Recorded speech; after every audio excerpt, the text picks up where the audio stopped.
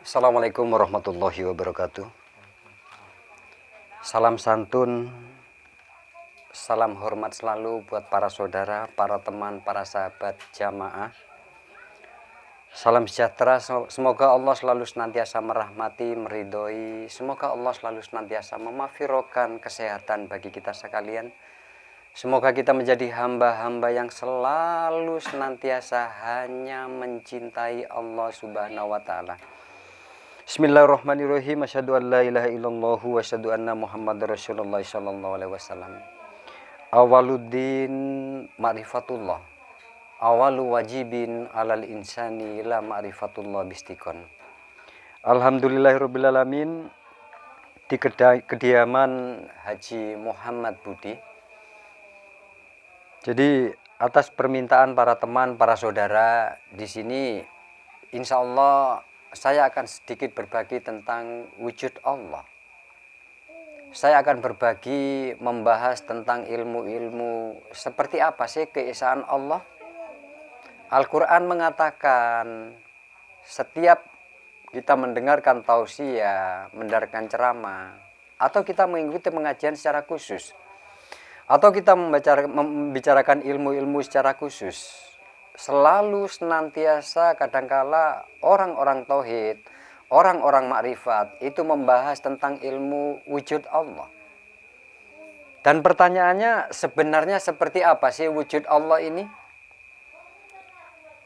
Berbicara tentang analogi wujud Allah, berbicara tentang esanya Allah, mengesakan Allah, menunggalkan Allah, menomorsatukan Allah, itu sebenarnya bagaimana sih? Apa kira-kira yang diperlukan untuk tahu tentang wujud Allah? Lalu apa yang kita butuhkan untuk tahu tentang esanya Allah, cara mengesahkan? Atau cara membaca kalimat La ilaha illallah. Ini adalah energi ekstra bagi para kita sekalian, bagi para teman, para sahabat. Khususnya siapa? Orang-orang yang notabene mencari ilmu tauhid, mempelajari tentang ilmu-ilmu ketuhanan, orang-orang yang mempelajari tentang ilmu hakikat, orang-orang yang mempelajari tentang ilmu batin. Karena untuk mempelajari tentang ilmu batin, mempelajari tentang ilmu Allah, mempelajari tentang ilmu-ilmu yang notabene dianggap tua, ini kita tidak bisa sembarangan. Pemahaman dasar untuk tahu tentang wujud Allah ini menurut ejaan kitabnya. Di sini ada 4 cara untuk melihat Allah. Dan saya sudah pernah menjelaskan pemahaman tentang cara melihat Allah melalui wujud syariat, torekot, hakikat, marifat. Cara melihat wujud Allah dari pemahaman asma'nya bagaimana, dari pemahaman sifatnya Allah bagaimana. Jadi pemahaman af'alnya Allah bagaimana, dari pemahaman dat Allah itu bagaimana. Orang-orang yang memandang tentang wujud Allah itu bukan dipandang wujud Allah per itemnya, bukan memandang hanya dari pemahaman asma. Bagaimana sih pemahaman asma? Pemahaman asma itu kita tahu Allah karena namanya Allah Allah, karena namanya Allah Tuhan, karena namanya Allah Robbana, Ilahi, atau Sang Hyang Wisisa, Sang Hyang Widi. Ini adalah nama-nama Allah menurut pemahaman kacamata makrifatnya asma. Apa sih makrifatnya asma? Yakni makrifatnya menurut teori-teori yang kita dengar, menurut dasar-dasar, menurut dalil-dalil tentang awaluddin, makrifatullah.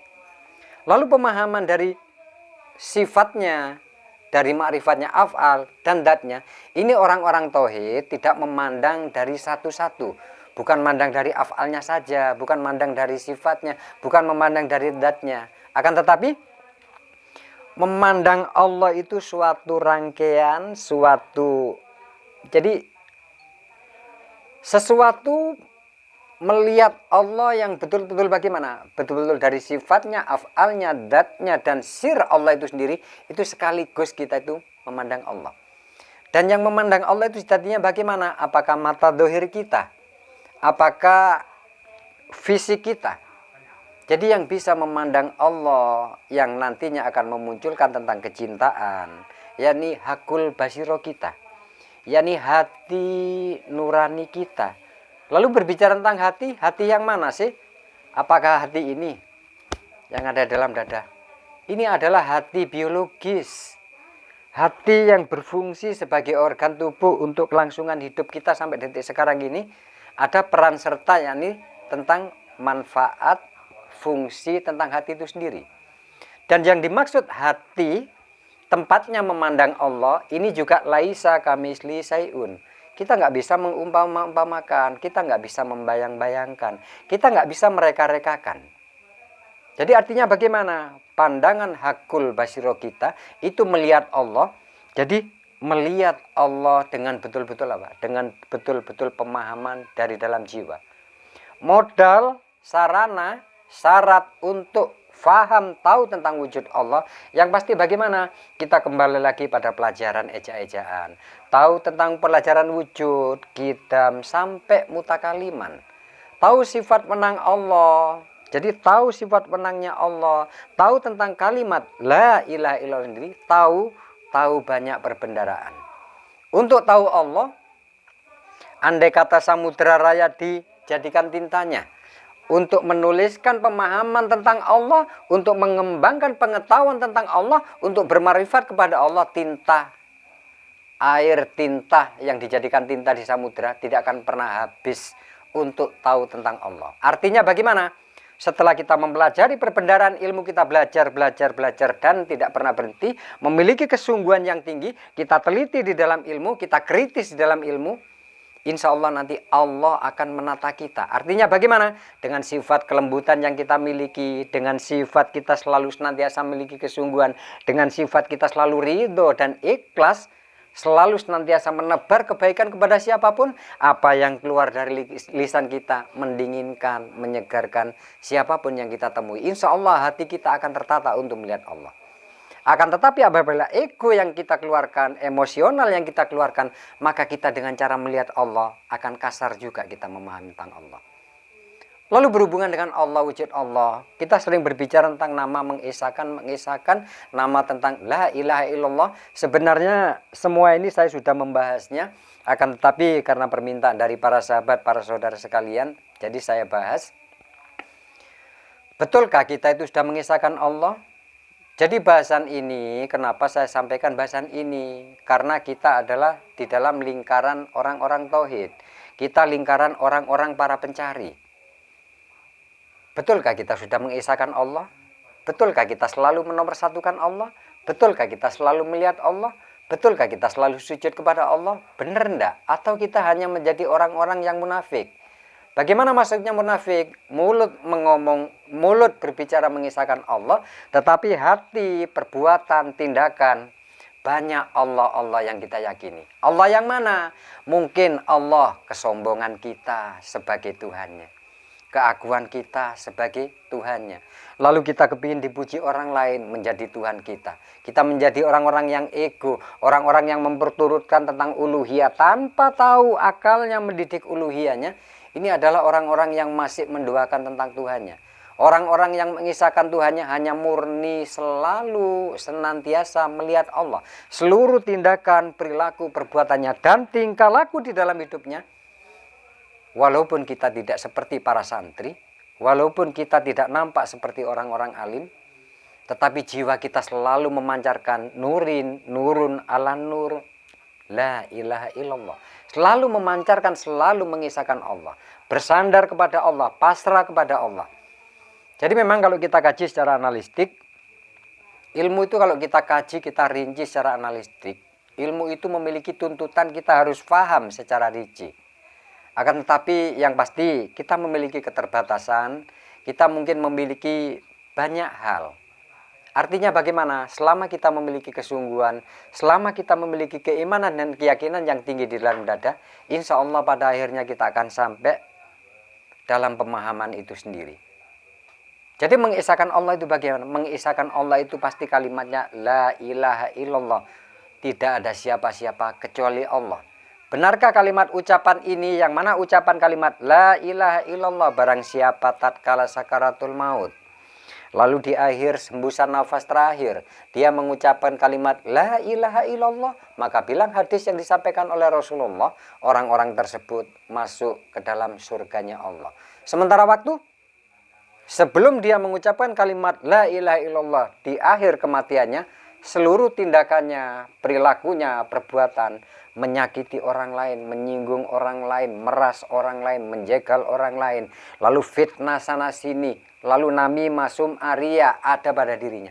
Kira-kira kalau dipikir secara rasio, secara logika, kira-kira apakah cukup kita hanya mengucapkan kalimat la ilaha illallah menurut hukum ma'rifatnya asma?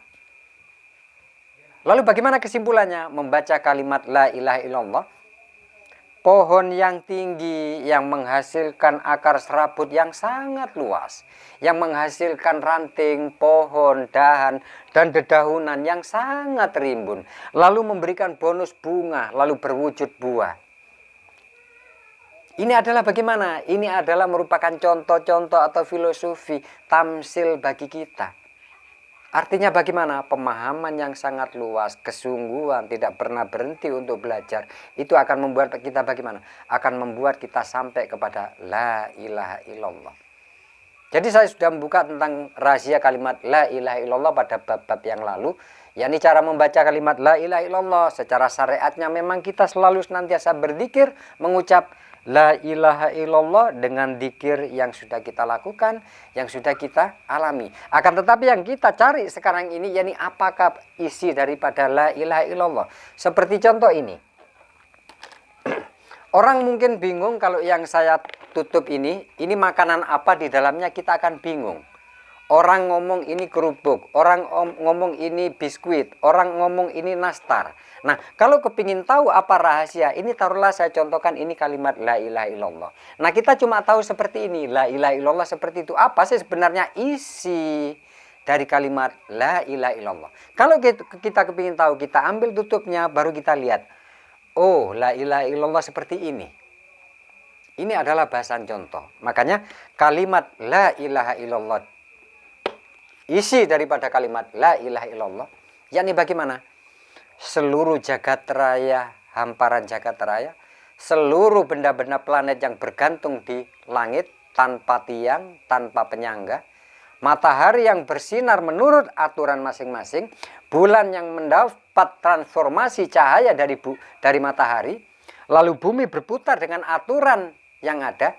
Itu seluruhnya kalau kita memahami, dikembalikan dengan kebesaran Allah, dikembalikan dengan af'alnya Allah, dikembalikan dengan kekuasaan Allah, dikembalikan dengan kewenangan Allah, dikembalikan dengan wujud qada, qadar Allah. Semua yang kita rasakan, semua yang kita alami adalah kalimat la ilaha illallah. Kita selalu senantiasa melihat Allah, kita selalu melihat af'al Allah, bahwa seluruhnya adalah af'al yang menggerakkan Allah. Akan tetapi, walaupun kita tahu tentang wallahu khalaqakum wa ma ta'malun, bahwa seluruhnya yang menggerakkan Allah, kita jangan main bagaimana? Jangan main hakikat sendiri. Kita nempeleng orang, dianggap yang nempeleng Allah. Kita nyuri orang, dianggap kita nyuri Allah yang mencuri. Ini adalah pemahaman bagaimana? Ini adalah pemahaman yang perlu diluruskan dengan apa? Dengan kelembutan. Yang kita khawatirkan, pemahaman tentang wujud Allah, pemahaman tentang la ilaha illallah datang dari nafsu kita tanpa kita sadari. Datang dari ego kita tanpa kita sadari. Kita para manusia, saudara semua, para teman, termasuk saudara goibul goib, kita adalah orang-orang yang fitrah. Pada hakikatnya kita adalah orang-orang yang fitrah. Kita adalah orang-orang yang bersih apabila kita mau mencari, kepingin tahu tentang kebenaran itu sendiri. Itulah yang membuat kita mungkin ada keakuan. Keegoisan yang membuat kita mungkin penuh keakuan, penuh kesombongan, kepingin memamerkan kita itu siapa. Mungkin emosional, mungkin kelemahan-kelemahan kita, sehingga kita memiliki keakuan. Pada akhirnya nanti, apabila para teman, para saudara, para jamaah sekalian, sampai nanti di titiknya, seluruh keakuan, seluruh kita mencari pujian dari orang lain, seluruh kita membanggakan diri, semuanya kosong, fana seperti bangkai, dan gak ada manfaatnya sama sekali. Iya, kita kalau masih dipuji orang, kalau sudah gak ada orang sama sekali memuji kita, apa kita itu gak ngenes? Nanti kita nggak sakit batin kita, apa nggak darah tinggi kita, lalu aliran darah sampai nggak lancar. Artinya bagaimana? Para teman, para sahabat, para saudara, Ayolah kita belajar tentang ilmu Allah, betul-betul belajar menurut apa yang disampaikan oleh Rasulullah. Banyak yang kita mungkin jadikan contoh, banyak kita tahu tentang para ulama, banyak tahu kita para orang-orang yang betul-betul ma'rifat di dalam ilmunya. Dan para mereka semua memiliki psikologis bagaimana? Mereka semua memiliki psikologis yang lembut.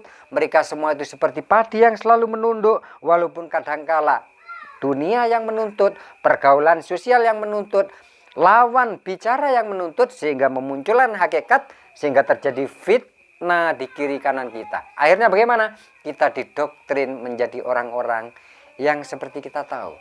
Naudzubillah min dzalik. Semoga para saudara sekalian, cara belajar ilmu, cara memahami tentang Islam dengan penuh kelembutan. Sayang, tidak pernah enak kita menjadi orang-orang kasar, sayang. Kita menjadi orang lembut, itu nikmat bagi kita. Biarkan para saudara kita yang lain masih kasar, biarkan mereka. Kita malu, kita belajar tentang ilmu agama, kita kayak santri, kita kayak seperti itu. Pantaskah kita kalau memang dekat dengan Allah, belajar tentang ilmu yang notabene katanya tingkatan tinggi, ilmu makrifat, ilmu hakikat, ilmu tauhid, lalu perilaku, tindakan kita masih tidak mencerminkan dari semua ilmu itu.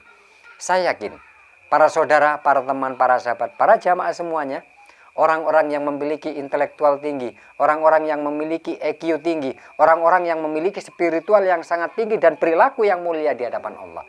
Semoga dengan berjalannya waktu, semoga dengan sisa nafas yang ada ini, menjadikan para saudaraku akan kembali di dalam kefitrahan, sehingga lurus di dalam ilmu, tegak di dalam keyakinan, lalu menebar cahaya, nurun ala nur kepada setiap kita yang kita temui. Artinya, semoga kita betul-betul menjadi apa yang kita lihat, apa yang kita rasakan, apa yang kita ucapkan. Karena Allah menciptakan manusia, Allah tidak pernah main-main. Allah menciptakan matahari yang bergantung di langit tanpa tiang, tanpa ada penyangganya. Allah nggak pernah main-main. Jangan pernah main-main sayang sama hidup. Jangan pernah main-main sayang dengan ilmu. Apabila para saudaraku, para teman bermain-main tentang ilmu itu sendiri, ceroboh dengan ilmu itu sendiri, meremehkan tentang pemahaman ilmu itu sendiri, saudara lambat laun akan kena tentang tuanya ilmu itu sendiri. Akan kena balak dari ilmu itu sendiri. Semoga Allah menghindarkan. Yang pasti saya yakin, pemahaman tentang kita itu lembut kepada Allah, tahu tentang wujud Allah. Pemahaman kita tahu tentang mengesahkan Allah. Semuanya proses sayang. Kita sekarang ini seperti sekarang ini, tidak kita itu dengan serta-merta lalu muncul kita langsung dewasa. Kita pernah mengalami masa kecil, masa 1 tahun, 2 tahun, 5 tahun, masuk ke baliknya secara syariat, lalu kita jadi seperti sekarang ini. Ini proses hidup sayang. Kita untuk jadi seperti sekarang ini menurut tubuh biologis, kita prosesnya seperti itu. Para saudaraku, para teman, para sahabat, pun dengan ilmu yang saudara fahami, bersabarlah dengan ilmu-ilmu yang saudara fahami. Tetap jangan pernah melepas ikatan untuk selalu ingat kepada Allah. Tetap tebarlah kebaikan kepada siapapun. Tetap kita itu bagaimana? Teliti, peka kepada diri kita. Ada pelajaran yang sangat indah pada diri manusia. Allahul ladzi khalaqas samawati wal ardi wa tilafil laili wa nahari la yatilul albab. Liulil albab adalah bagaimana kita berbicara tentang akal pikir. Apabila kita selalu senantiasa menggunakan akal pikir kita, apabila kita selalu membersihkan akal pikir kita, apabila kita selalu mengkoneksikan akal pikir kita dengan ilmu-ilmu yang kita fahami, insya Allah kita akan tahu rahasia tentang walillahil masyriqu wal maghrib fa inama tuwallu fasamma wajhullah. Insya Allah. Jadi yang pasti, kemurnian keikhlasan dari para saudaraku, semangat yang tidak pernah berhenti, lalu belajar ikro dengan cara kita, lalu sholat malamnya dijaga, lalu mungkin kalau memiliki ilmu pernafasannya dijaga, kalau memiliki ilmu pemahaman tentang iktikaf, riyadhah, silakan direksa. Jaga hati saudara selalu ingat tersambung dengan Allah. Dengan menjaga hati nurani, insya Allah para saudaraku akan selalu senantiasa dilihat oleh Allah.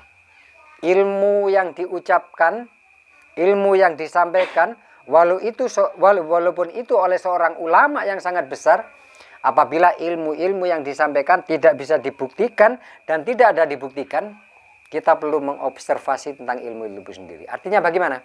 Jangan pernah mempercayai ilmu apapun yang kita dengar, ilmu-ilmu yang kita lihat, sebelum ilmu itu menyuguhkan ketenangan, kedamaian, kebahagiaan, menyelamatkan dan menolong setiap apapun pada diri kita. Saya yakin para saudara bijak memahami apa yang saya sampaikan. Karena apa yang saya sampaikan ini juga bagian dari sedikit mukadimah, supaya para teman, para sahabat, para jamaah semua yang ada di sini, semoga betul-betul nantinya bisa lapang, bisa luas untuk mengembangkan ilmu tentang ketauhidan. Kita mempelajari kitab di pondok pesantren sangat gampang sayang. Seorang ulama, seorang ustadz, seorang kiai membuka kitab. Lalu kitab dibaca per ayatnya, per babnya. Setiap murid yang ada di depannya mendengarkan. Gampang sayang. Kiai membaca, murid mendengarkan. Kalau memang ini hafalan, kiai membaca, murid menghafalkan. Simple, gampang. Ilmu syariat tidak terlalu menembak ke urusan batin. Tetapi ilmu-ilmu yang dipelajari dari ketauhidan, apalagi pemahaman wujud tentang Allah, tentang pemahaman la ilaha illallah, tentang pemahaman mengesahkan Allah, ini hubungannya langsung terkoneksi dengan batin. Batin saya itu terkoneksi dengan para jamaah sekalian. Apabila para saudaraku, para jamaahku susah, saya akan lebih susah. Apabila para saudaraku kebingungan di dalam ilmu, saya sakit lebih bingung bagaimana caranya saya memahamkan. Makanya, dengan ketulusan doa, semoga para teman, para sahabat betul-betul memiliki kesungguhan yang sangat kuat, sehingga menjadikan para saudaraku diangkat oleh Allah, dipilih oleh Allah, menjadi hamba-hamba yang mutakin, menjadi hamba-hamba yang pada akhirnya betul-betul bertauhid kepada Allah, seperti tauhidnya tongkat Nabi Musa, seperti tauhidnya siapa? Rasulullah Muhammad Sallallahu Alaihi Wasallam. La ilaha illallah. Kita di dalam ucapan, kita di dalam dikir, ataupun kita dikir kolbi, mendawamakan daiman abadanya dikir kalimat la ilaha illallah. Mulut boleh mengucap la ilaha illallah. Hati boleh mengucap la ilaha illallah dengan diam. Kita bisa memenuhi langit, bumi seisinya dengan kalimat la ilaha illallah. Tetapi seluruh tindakan, perilaku kita, betulkah apa yang kita lakukan itu Allah? Apakah masih ada Lata Uzza di dalam ucapan kita? Apakah masih ada Lata Uzza di dalam pikiran kita? Apakah masih ada Lata Uzza Fir'aun? Masih ada berhala-berhala di dalam kolbi kita. Naudzubillah min dzalik. Saya yakin para teman, para saudara adalah orang-orang yang baik. Semoga setiap sebiji sawi kebaikan saudara itu Allah melihatnya. Lalu Allah berkenan mengangkat para saudara jadi hamba Allah yang dipilih. Saya yakin. Saya Ewa Kultur, apabila dalam penyampaian saya ada khilaf dan salah, saya minta ampun, minta maaf. Karena sejatinya apabila baju secara syariat ini saya buka, saya hanyalah orang biasa yang tidak memiliki apa-apa, yang tidak punya apa-apa, tidak punya kewenangan dan tidak punya kemampuan apa-apa.